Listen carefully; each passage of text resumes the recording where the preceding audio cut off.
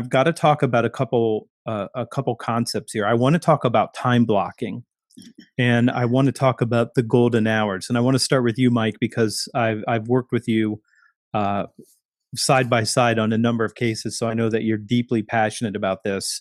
And still, it's something that is neglected in most sales organizations.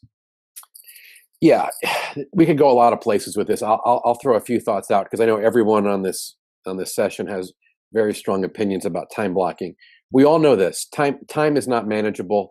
It's the great equalizer. We all have 168 hours in a week. It's what you do with the time.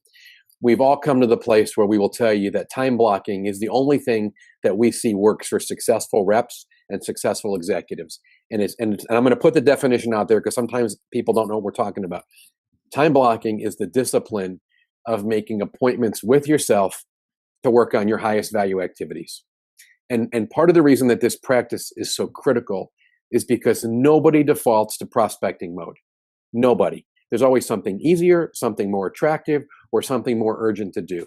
And we haven't addressed in this session yet the seller who manages existing business. We've talked a lot about hunting. The truth is, on a lot of our sales, on a lot of our clients, the salespeople have kind of a hybrid role where they're supposed to hunt and they're supposed to maintain.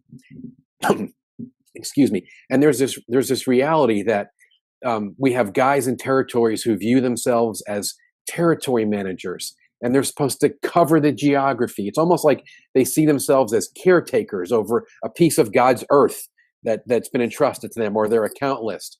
So the mentality gets in, we have to maintain, we have to cover, and existing customers have fires that need to be put out. And we jump in and we overserve those customers in the name of client retention. And while that all sounds good, all that stuff is a huge opportunity cost that gets in the way of prospecting. So back to time blocking, the only thing that works is if you get to your calendar first and you carve out these blocks of time where you're going to do nothing but stay in outbound mode. You shut down your social stuff, and you don't take phone calls, and you don't leave your inbox open.